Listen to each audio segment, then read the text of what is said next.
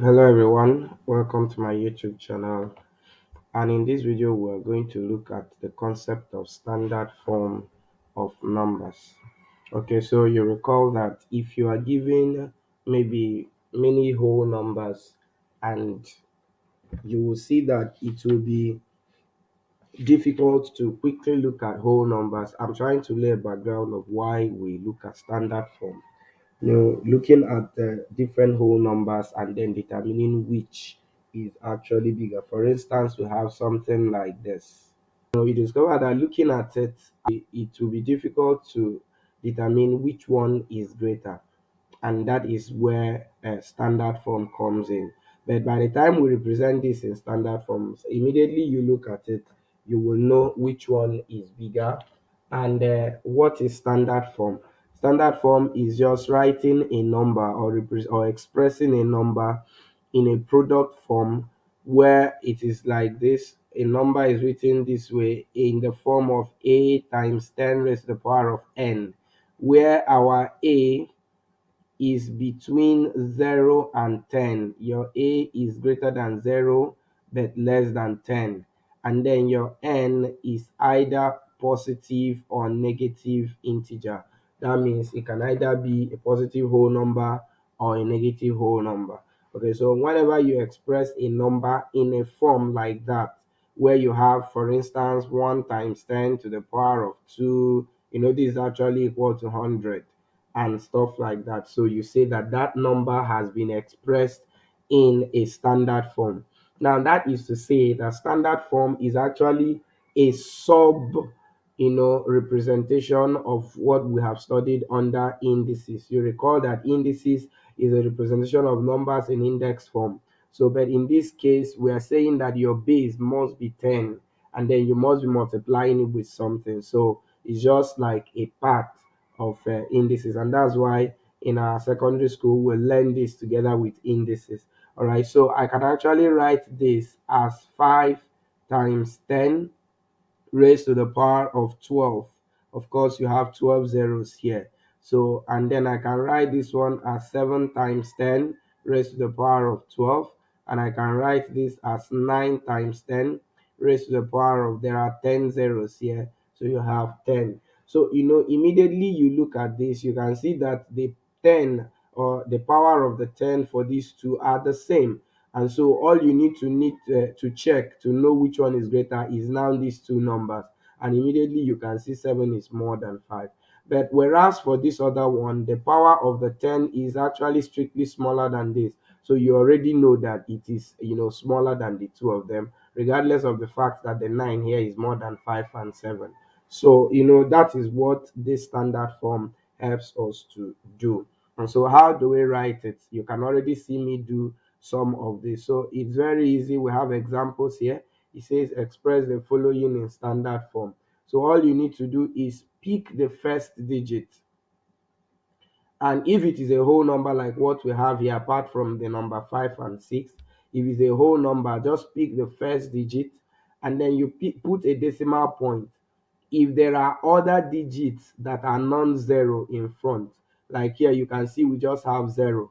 So if there is any other non-zero digit, you put a decimal point, which we can actually use this decimal point for anyone. However, just to make your work clear, if there is no other non-zero digit, then don't bother putting the decimal point.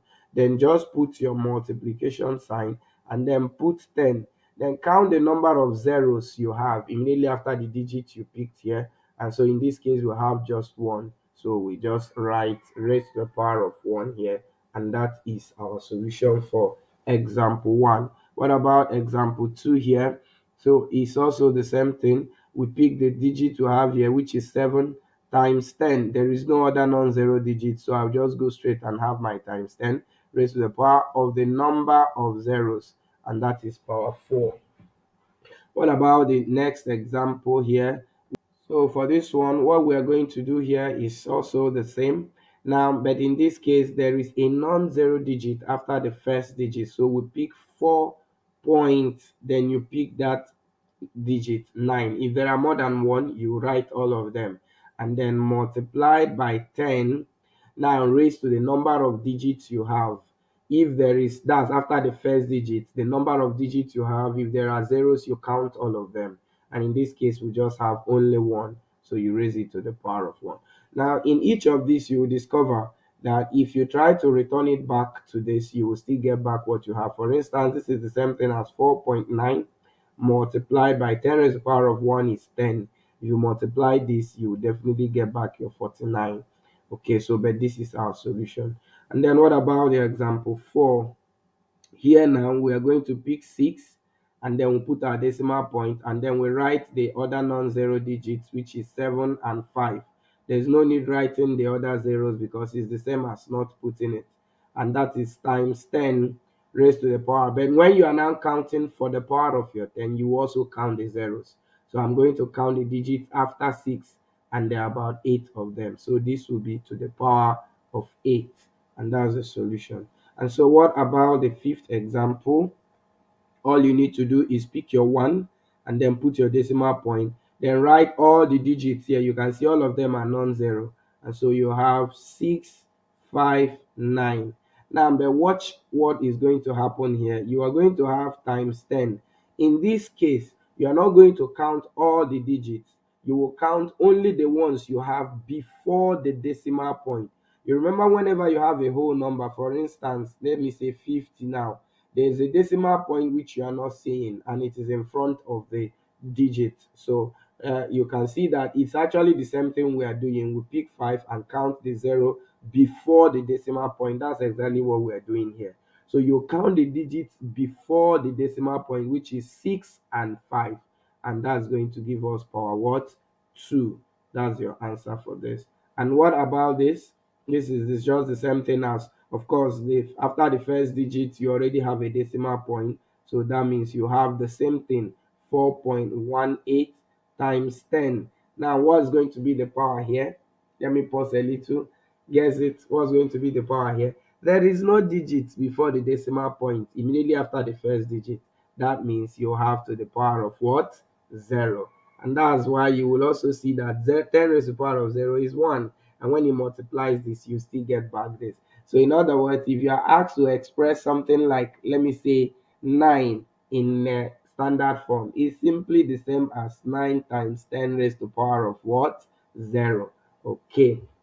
So that's how to deal with the standard form of whole numbers, you know, that are not less than 1. So you pick the first digit. Now you can see that the reason why we pick the first digit and put decimal point and all of that is to ensure that we fulfill this condition such that our A, remember in this case, your A is 5, your A is 7 here, your A here is 4.9, your A here is 6.75, the same thing here, the same thing here. So we are ensuring that our A is not more than 10. In fact, it's not up to 10. So that's actually what all of this is helping us do.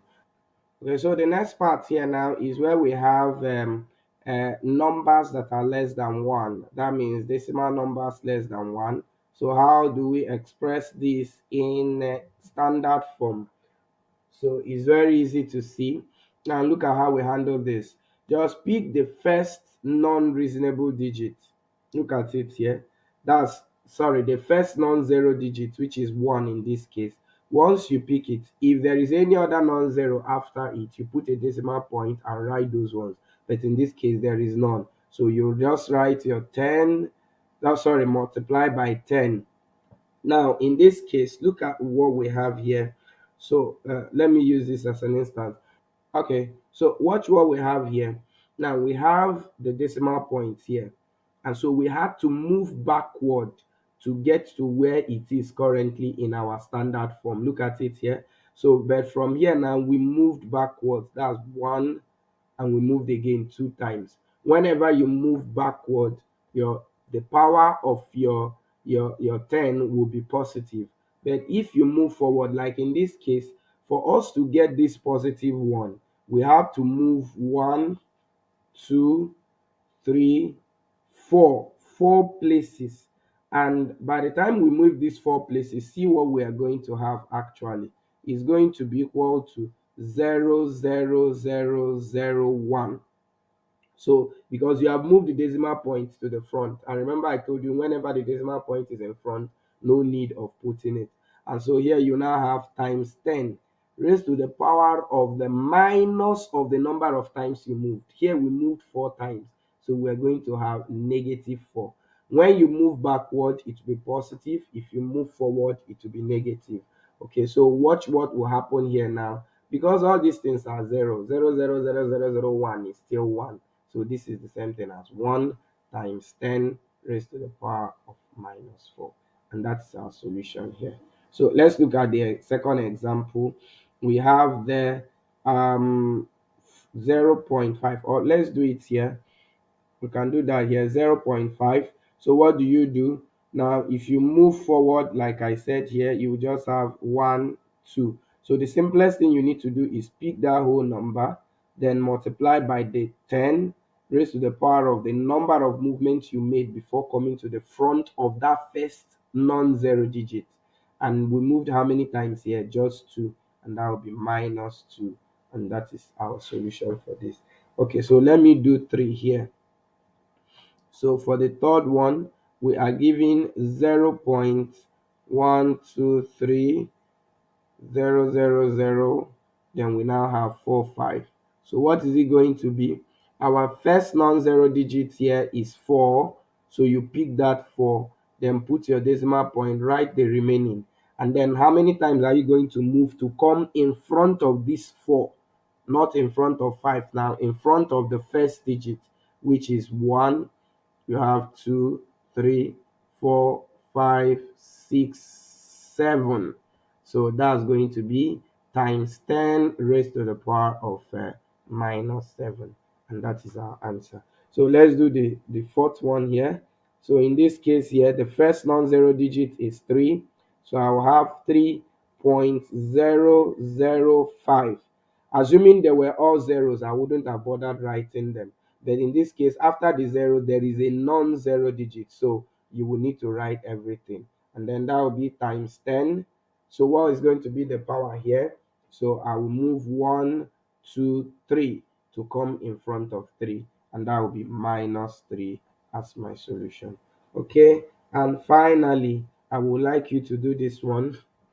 Find the standard form of the last digit we have here, and please let me have your solution in the comment section below. And so this is where we ended. Remember that this series is for our secondary school students, and we're trying to bring up everything necessary, and it's also useful for our JAM by that's people writing the exam JAM, the joint admission matriculation board examination, which helps us to enter into the university. So you can find these videos very useful for these exams, for WAEC, for NACO, and for our JAM, even for junior WAEC examination.